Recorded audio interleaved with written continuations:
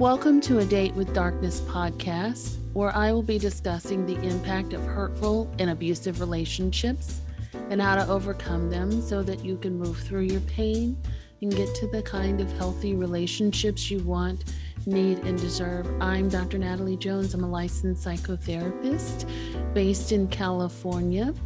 While I hope that you find this podcast educational and informational, please note it should not be substituted for treatment with a licensed mental health professional. Also, due to the nature of the podcast, some of the information presented on the show can be sensitive to some of my listeners, so please note that listener discretion is advised. Hello and welcome to the show. So happy to finally be back chatting with you guys. I hope that you guys are doing well and staying safe from COVID. And of course, as you know, we always like to get the administrative stuff out of the way first. I appreciate all the kind emails and messages and things of that nature. If you have email questions and comments or concerns, always email me at adatewithdarkness@gmail.com. If you want to sign up for the ebook for evaluating red flags in your relationships and get on the email newsletter that comes out weekly every Friday, you can do so at drnataliejones.com. If you like what you hear, please be sure to share this episode with someone that you think could benefit from it. Leave a positive written review on iTunes or subscribe and follow the podcast. And as always, you know that the group and individual membership coaching is scheduled to come out. So if you want to learn more about that, the link is going to be in the show notes where you can sign up and be the first to know about what's to come as far as the group and individual membership coaching. All right, so today's guest I have is Dr. Fanike-Kiara Young. Dr. Fanike-Kiara Young is on the show today to talk about how we can learn to trust ourselves and trust our own intuition when making decisions about people that we should keep in our lives, when learning to trust ourselves that we are making the right decisions when it comes to relationships. And I think this is such an important topic to discuss because so many people I have encountered often say that they can't trust themselves to make the right decisions. And she's going to teach us just how to do that. Hello, Dr. Fanike. Welcome to the show. Hello, Dr. Natalie. How are you? I am doing well, and I'm excited to have you on and have this conversation with you today. So I think this is going to be a great show. Actually, I know it is. Thank you for having me. Absolutely. And, so for people that don't know you or if they want to get to know you, can you tell us a little bit about who you are, what you do, and what sort of drives the passion behind your work? Sure. So I am a master energy intuitive. And so what that means is that I use all of my gifts, all of my clinical training, all of my education to help heal others and remove the energy blocks that are stopping them from being their great selves. And so some of that training includes, 20 plus years of life as a clinical social worker, as a licensed trauma therapist, a master Reiki practitioner, a master addictions counselor. I'm a doctor of behavioral health, a certified clinical hypnotherapist, and and then I have energy training as far as energy healing training as a master Reiki practitioner as well. And so I get to take all of those wonderful things and put them all together, including my own experiences and history of self-healing from complex traumas and being able to, now offer services to others and help them to heal as well. That was a lot, and it shows me that you have quite a few talents there. So I'm so super impressed by everything that you do. And I always wonder about when people say that they're an energy healer, can you pick up on people's energies? So for me, yes. So one of my greatest gifts that I've been able to tap into and honor is just being clear about my connection to my higher self and then also to the creator. And so what that means is that I have the privilege of receiving visions and messages and also being able to trust myself. And so, a large part of being an intuitive is trusting yourself and being able to trust your own abilities. And so, sometimes it doesn't always make sense, but, our logical brain doesn't really, get it or understand what's coming through. But if you trust yourself and you do it anyway, and then you get to see the end results, it's always really cool to see what happens and what comes out of Oh, wow. So it's good. it. And I know, I brought you on to have a conversation about money, about women and finances and things like that. But I actually kind of like where this is going because I work with women, specifically women or people that have a history of being in an abusive relationships. Part of especially with narcissists and whatnot, and part of the biggest struggle I think people have, in addition to being in that relationship, but more importantly when they get out of it, is learning how to trust themselves to make good judgments as far as people are concerned. And people oftentimes don't trust themselves or they blame themselves for making faulty decisions. I'm wondering if you could speak to that and what that's about. Yeah, so definitely. What I'll do is kind of use some of my own experience. So I had a childhood experiences of witnessing domestic violence and then also losing my dad at a very young age. And so for years I blamed myself. Because my thinking was that if I was never born, then he would not have been in my mother's life, and she would not have had a reason to even interact with him if I wasn't there. So I blamed myself, and that is actually a common response for people that have experienced, trauma, especially when they witness trauma occurring to someone that they care about, or they witness that person being in a specific situation, and they are the person that's there, because then also you feel like, well, why didn't I do anything to protect that person? And so there's a lot of guilt that comes with it. And so I think that, one, it is common, unfortunately, but the other piece is that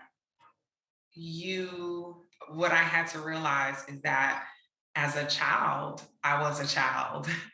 And, when you are, for a lot of women, when they are in abusive relationships, and, even looking at my mom, the reality of the situation is that my dad was 6'5", 6'6". My mother is maybe 5'5", maybe, on a good day. So, and the reality of the situation is, even if she would have, tried to defend herself, or if I would have even, tried to defend her, you know, would it really have mattered? Would we really have been successful? And so you have to kind of pull yourself back and really look at yourself from a perspective in that situation. And so again, I had to kind of go back and do a lot of inner child work and look at the situation from the perspective of being a child. And, at 6 years old, well, there wasn't much that I could do, unfortunately, to help anyone in the situation. And so no matter how much I wanted to. So I would say that's probably the best approach, is if those women and men can go back and look at the situation from the perspective, of actually being there, as opposed to their self that's not in it. It's kind of like people say all the time, like when they hear about people going through certain experiences, man, if that was me, I would have. And the reality of the situation is that when you're in a, trauma situation, you really don't know how you're going to respond. And a lot of, that fight, flight, freeze, our responses, that's kind of what dictates what that looks like.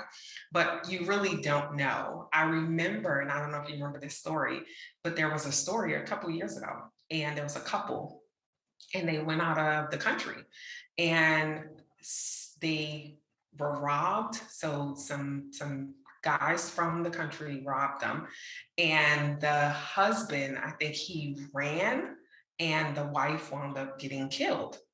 And I remember so many people saying, oh my gosh, how could he do that? If that was me, I would have done this. And, but the reality of the situation is when you are in the situation, that is when you can truly say how you would respond.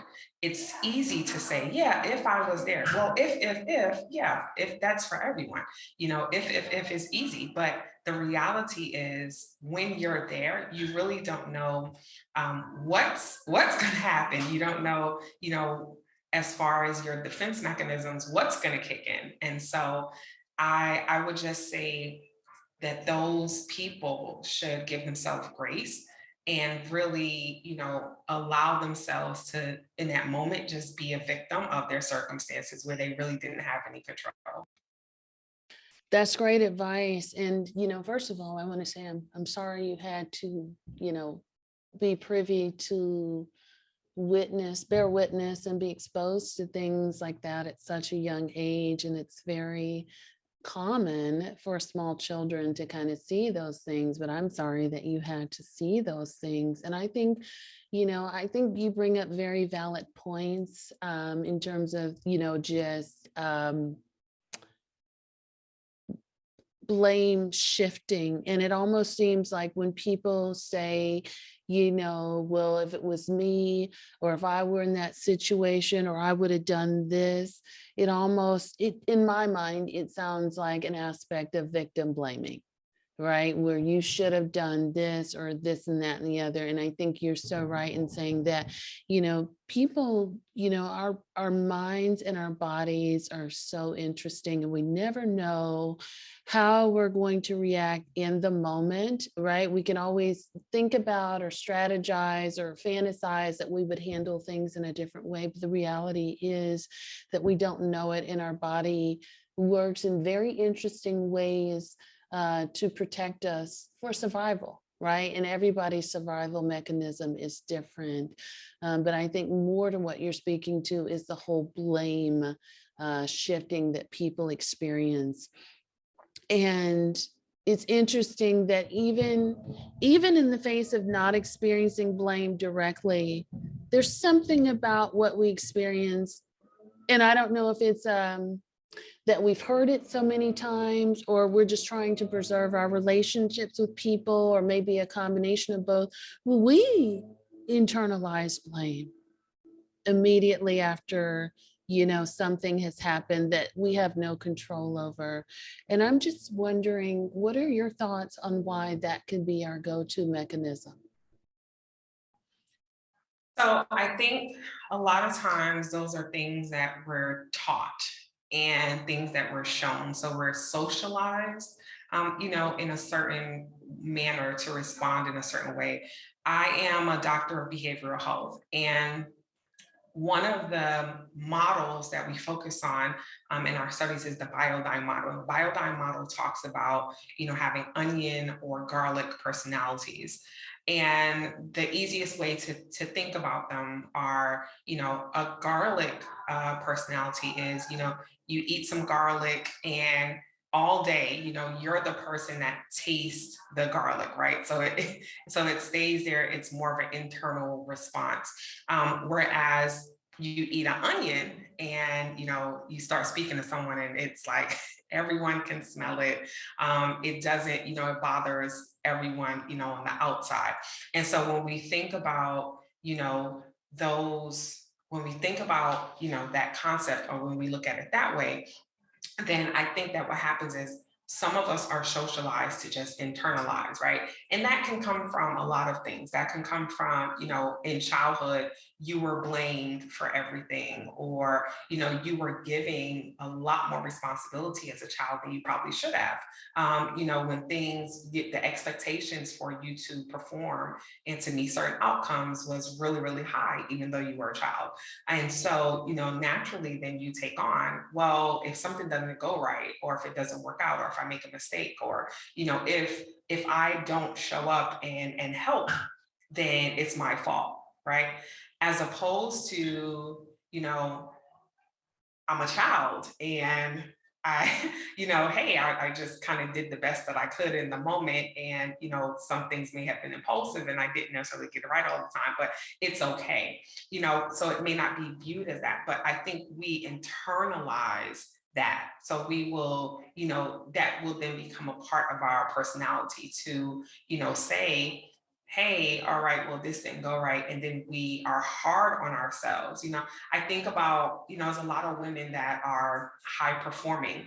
And a lot of times with those high performing women, the expectations are insane, and I know because I've been one.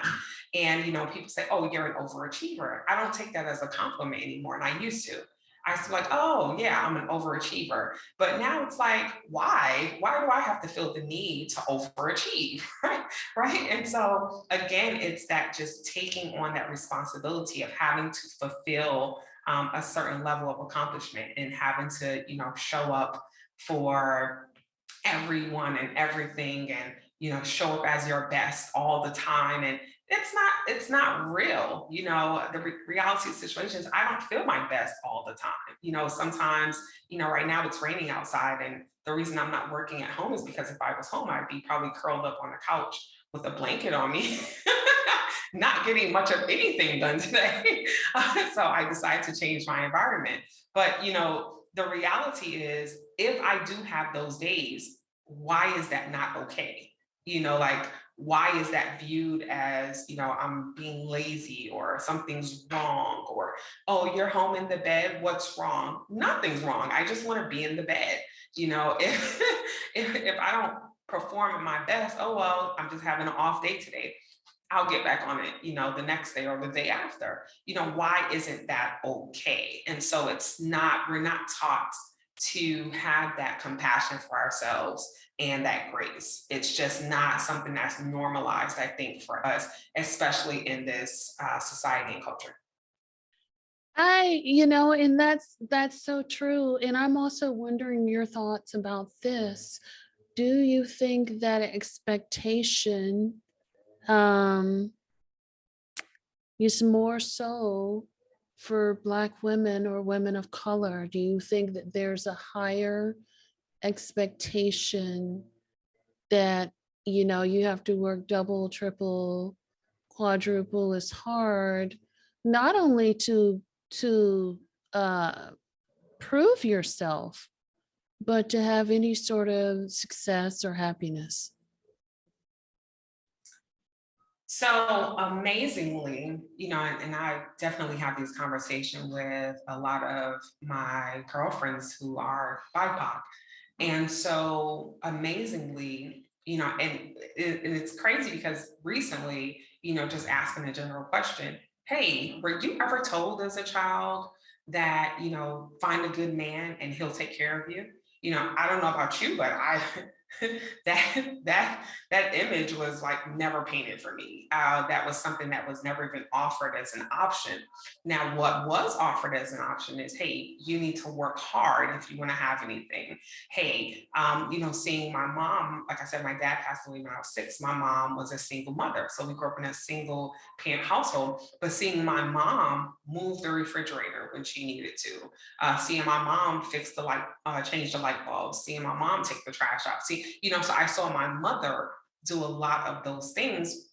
And so it never even dawned on me that, hey, you can't be strong. I can count on one hand the amount of times I saw my mother cry. I can count on, and when I asked her as an adult, what she said was, I didn't have time to do that stuff. Like I was too busy trying to make sure that you guys were fed and that you were taken care of. And, I didn't have time to stay in my emotions when something happened. And, she's never spoken to me about the abuse suffered at the hands of my father. We've never had that conversation. I've never seen her, sit and cry and, have a pity party. I've never seen her sit and, take time off from work because her face was bruised or, her feelings were hurt even. I've never seen her do that. And so she kind of had this attitude of you just keep going. And she lived in survival mode. And so what we were taught was that you stay in survival mode. You never let people, even begin to think that you're weak. And you get out there and you take care of yourself regardless of how you feel, the show must go on. Now, is that my reality now? No. And I now, feel like, oh, I'm not feeling this today. So I'm gonna take the day. Or I need some self-care. I'm gonna go get a massage. Or, I don't want to see clients today. So I'm gonna see if I can reschedule. And I don't feel bad about it because if I'm not feeling my best, how can I then be my best for my clients? Instead of me trying to push through. And so I think that, yeah, I think that we're definitely socialized as Black and Brown women to be strong, always, push forward. You can never, quote unquote, show signs of weakness. You have to always show up and show out. You must always, appear a certain way, and it impacts not just our relationships with ourselves, but it impacts our relationships with others. And, I hear a lot of us, a lot of Black and Brown women who talk about, even love relationships and having difficulty and, expressing that feminine side of themselves for a lot of them can be a problem because femininity is viewed as being weak. And so, we have a lot of blocks, we have a lot of pieces to us that have definitely been impacted just from socialization, from the messages that were shown and the things that we're told. And we have a lot to break through so that we can just reach a point of really understanding who we are, our power, owning all of ourselves, and being able to really stand in our truths and love every part of who we are. For eloquently breaking that down. I'm also wondering if you could talk a little bit about how we can make the shift from survival mode to thriving mode. And part of that would be learning to read energy, learning to manage, maybe even manage our own energy so that we can trust ourselves to make good decisions about allowing the right types of people in our lives, those that are nurturing, those that are loving, and not be so worried about, oh, I can't trust this person. This person's going to hurt me if I allow them in, or I can't be vulnerable. How do we make those shifts? So it takes a lot of work. And what I will say is that, I was taught to not trust. I was taught to, my mom would say, yeah, men only want your goods, your goodies. And so, trust was a huge thing for me. And so it's still, to this day, and I'm in a wonderful, supportive, loving marriage, but it takes a lot, still. I still have to do work. I still, I've done a lot of the heavy work already, but I still have to do, constant work. I still have to do affirmations. I still have to, when I have thoughts that may come up, because it's programming, at the end of the day, like we're programmed a lot of times, from our childhood. And so to deprogram ourselves, it takes a lot of work. It takes a lot of mental work. It takes a lot of, shifting beyond, those beliefs that you held on to and that you were given. And, that a lot of us have held on to for, 20, 30, 40, 50 years. And so then when you reach a point where you're like, this is not something that I really want to subscribe to anymore. One of my favorite books is The Four Agreements. And in The Four Agreements, the author talks about how, we're given these beliefs and messages. And when we begin to adapt them, then it's like making an agreement. But the author also talks about how you have the power to dissolve agreements and then create new agreements. And, to do so, a lot of it, I think, just comes down to one, again, it's having that compassion for yourself, but also being clear that you want something different. So a big part of it is that, I want to live another life, or I want to attract other things to me. This life, these ideals, these beliefs are no longer serving me. And so you have to choose to heal. You have to choose to, really fight for your life, fight for your freedom. And it's urgent, you have to treat it as such, because when you're ready to shift and you're ready to attract more and you're really ready to, live a life that you desire and deserve, you deserve it. But when you're ready, then it becomes urgent. And it's like, I cannot do what I've been doing anymore. I cannot live in this life anymore. I'm just not happy. It doesn't feed me. And I need something different. And no longer a want, it's I need to do something different. And I need to attract something different to myself. I like that so much. And I think it, just the shifting in the narrative in terms of the things that you say to yourself. And I often think that mindset is probably 99.9% of the work with anything that you do, is just that pivot and that shift in your own mind in terms of how can you be the most successful, or how can you just prepare yourself emotionally to do what it is that you need to do to have the best life for yourself that you need to have possible. Tell me something about reading energy. Tell me what you pay attention to when you're reading someone's energy, or you're trying to get a vibe or get a read on a person. Like, I don't know, maybe even like, what, since you pick up on that, what kind of energy do you get from me, even if that helps? So, one of the things about me is I am very careful. And the reason I say that is because I can walk into a room and there's like, I download so much in a short period of time. And so I'm feeling, I'm observing, I'm feeling, it's all at the same time and receiving. And so, even just being able to, you know, pick up on, what does someone, have going on at that time? Are they in a good mood? Are they, what's going on? So the other thing is that I'm a healer. And so as a healer, I attract people who need healing. So, so I have to also always, be cautious of that, because as a boundary, I can't be in that mode all the time. And so I am, constantly just cautious. And I've learned how to just listen to people and absorb and not have to fix it.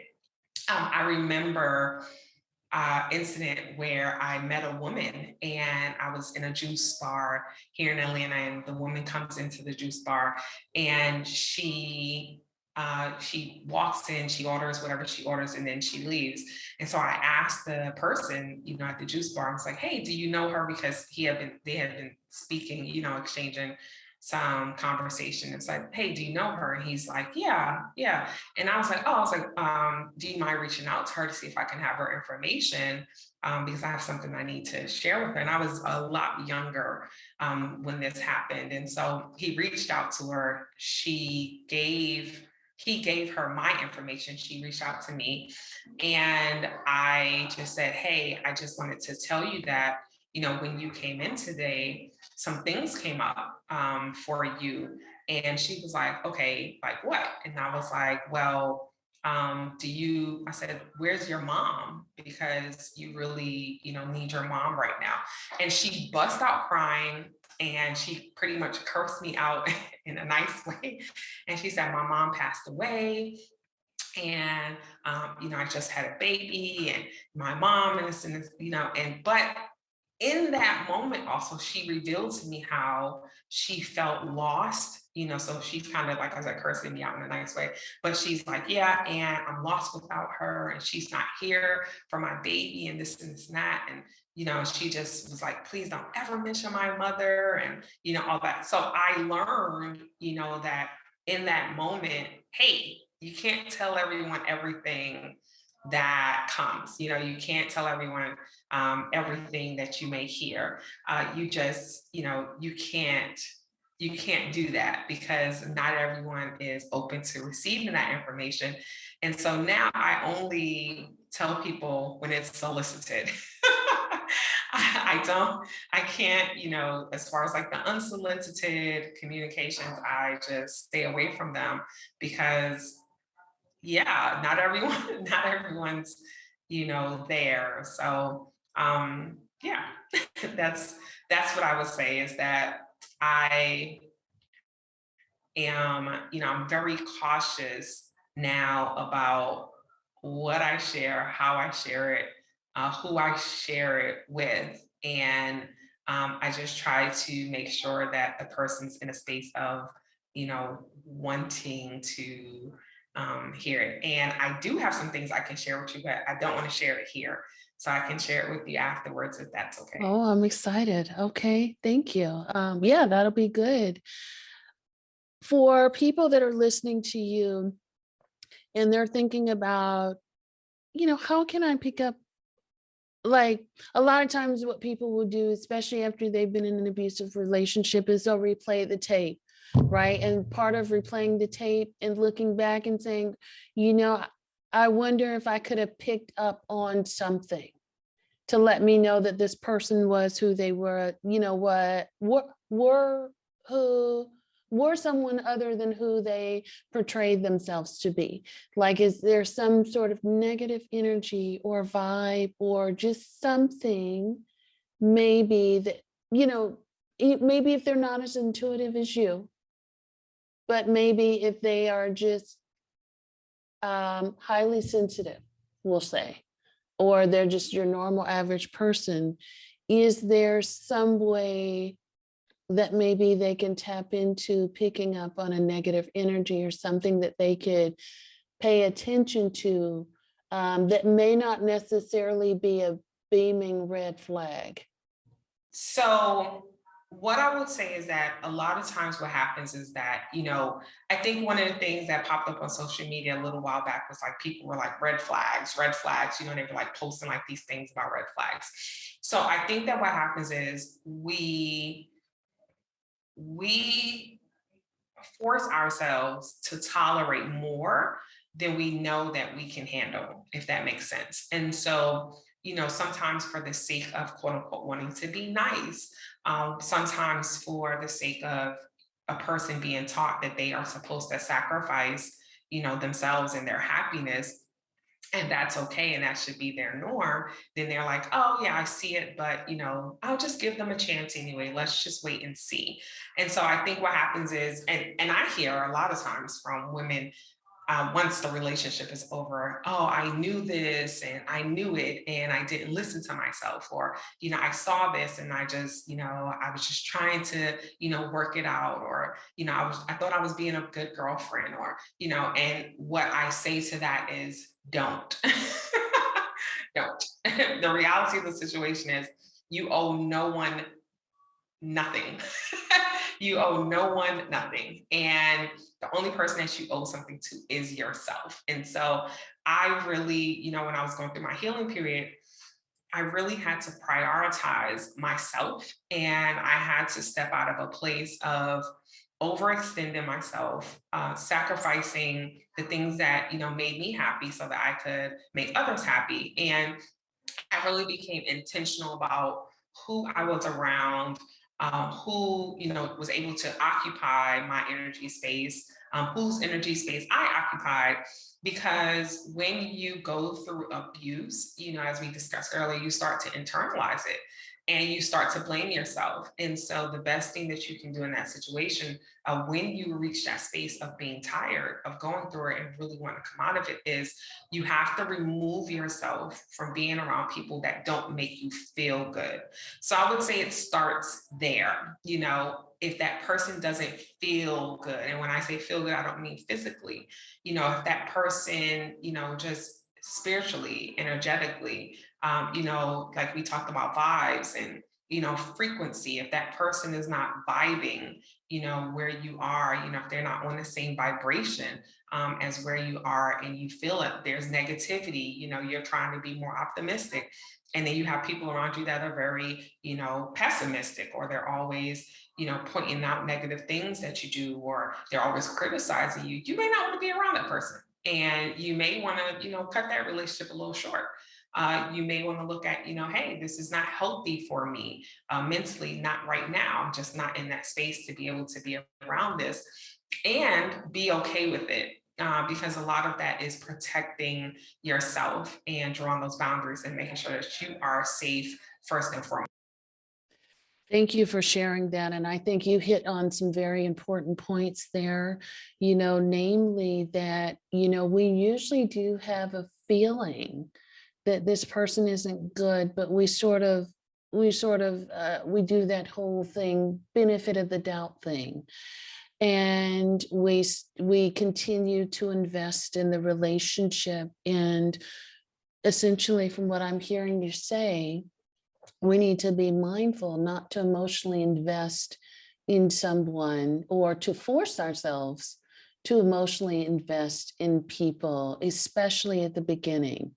We need to be mindful and definitely pay attention to what we're feeling, and maybe even take some space, take a step back, as opposed to casting what we feel to the side and stepping forward, or continuing as if nothing was ever said or done. Exactly. Very informative. And I think that's a good way to put that. And, I think you're right in that people often have these feelings way before they get caught up with an abusive person in their lives. What is it that makes us want to give someone the benefit of the doubt, or push what we feel to the side? Do you think it's a result of being conditioned that our feelings and our thoughts are not relevant, or being conditioned to submit to an abuser or an oppressor despite how we feel?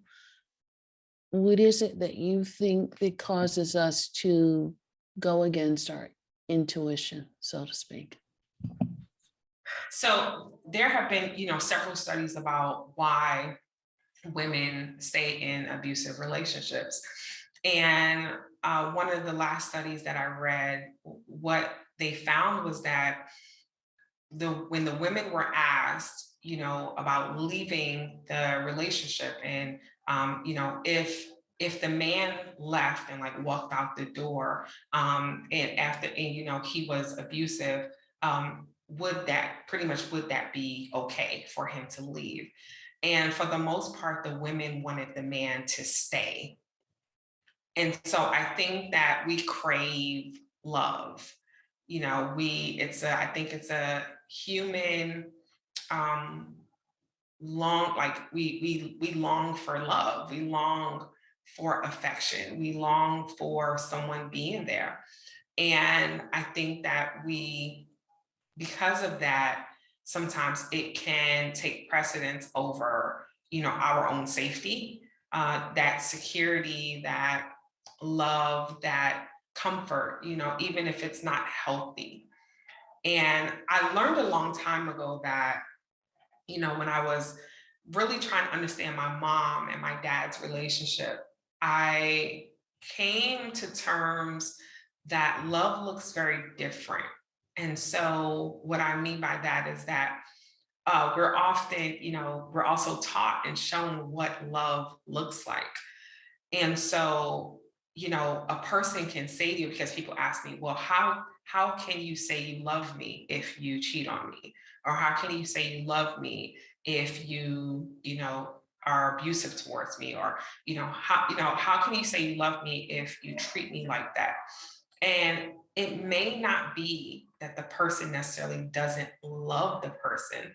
They just don't know how to show that they love them in a healthy way.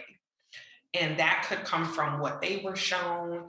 And I think that's often also another reason why a lot of women stay, is they feel like, if I stay, I can change this person, or I can help them to be quote unquote better. I can show them a different way of doing things. And, as I started out saying, a person's behaviors have to come from them choosing to change their behaviors. You cannot make someone change their behaviors. You cannot do that. So, in that situation, the best thing to do would be for that person that's on the receiving end to leave the situation and allow that person to come into their own, realization that they need to change. Because that person stays in the situation, the person has no reason to change. There's no consequence for them loving them in an unhealthy manner if they're staying in the situation. So, there's a lot of pieces to consider, and I know it's not that easy. I'm extremely clear about that. But, if I'm just, speaking in general and just sharing in general, that person that, is on the abuser side, it has to be their decision to heal and to change the way in which they are responding to them. I think you're right on there. You make some very valid points.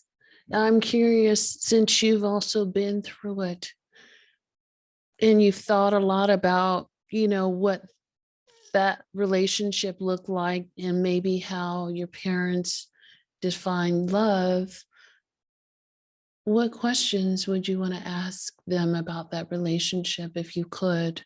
What lessons would you want to take away from, or from them, and would help you find more clarity in your own journey?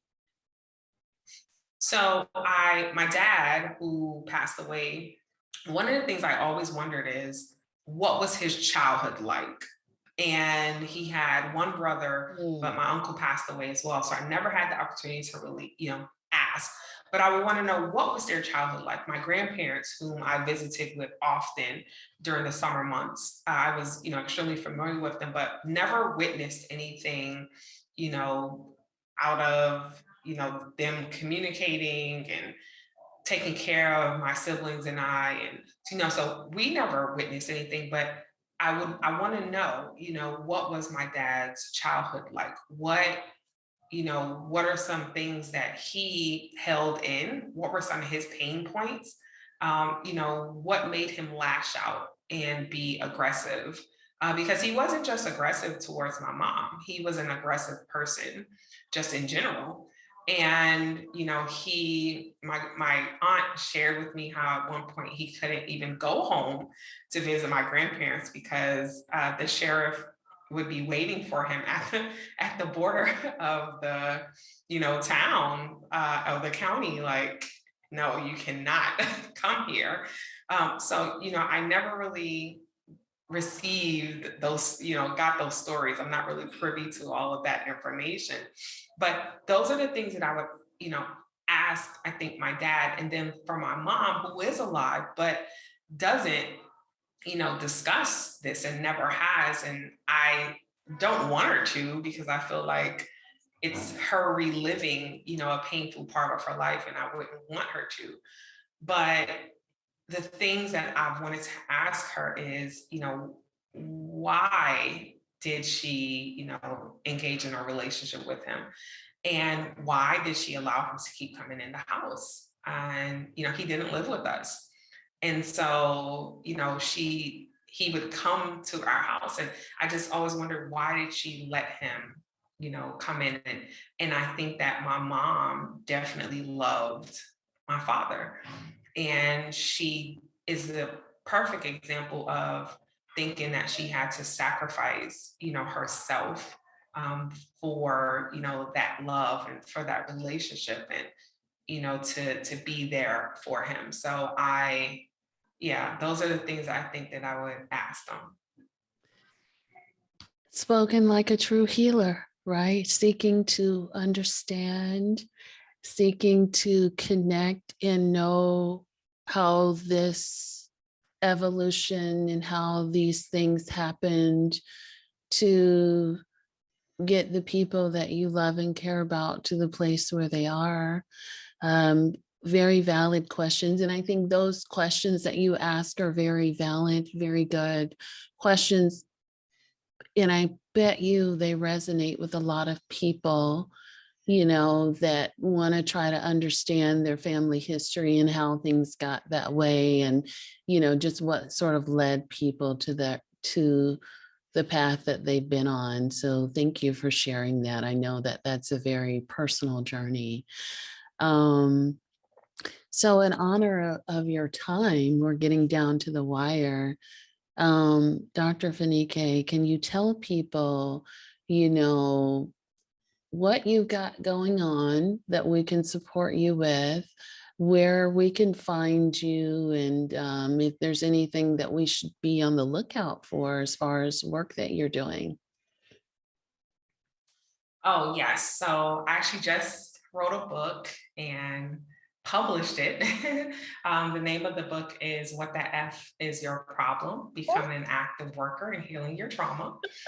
And yeah, there's a funny story behind that title, but the book really focuses on taking your healing into your own hands and knowing that you can get on the other side of your trauma. You don't have to stay in that pain and discomfort.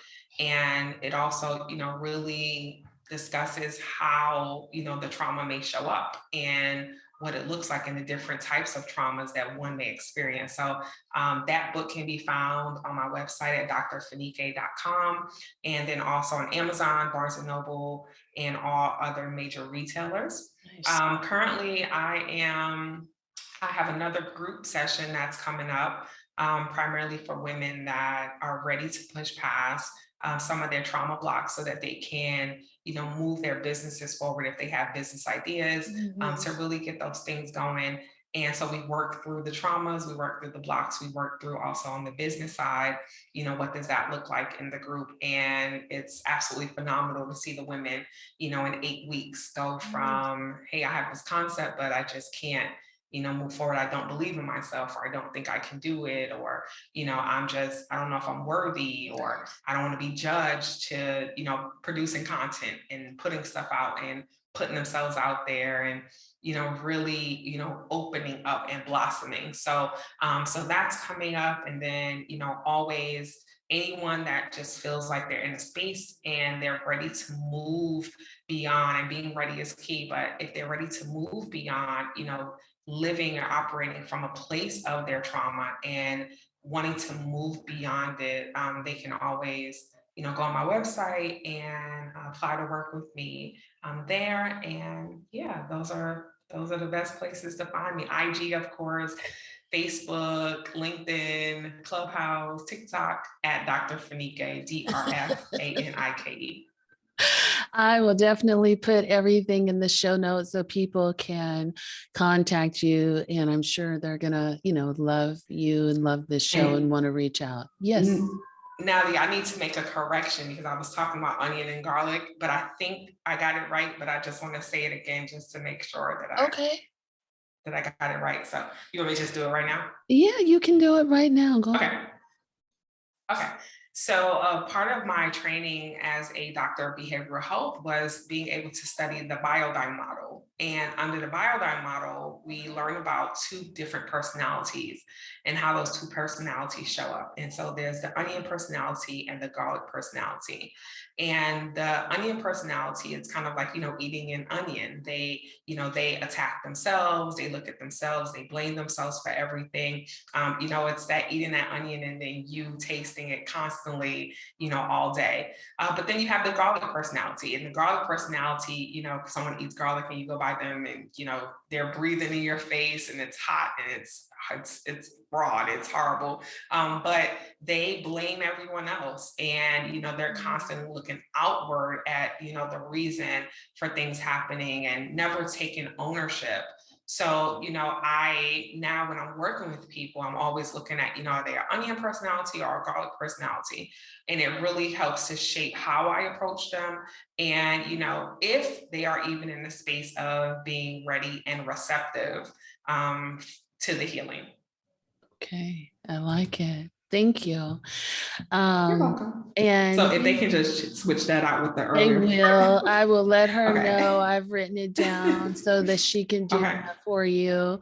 Okay. But thank you so much. And I'm hoping that we can get you back on to have the money conversation, which we never did. But Let's do it. Yes, I love it. And thank you so much for coming on the show, Dr. Fanike. It's been a joy to have you. Thank you so much, Natalie. I appreciate you. Okay, would love to know what your thoughts are. Can't wait to hear what you guys think about this episode. And until next time, you guys take care of yourselves and be well.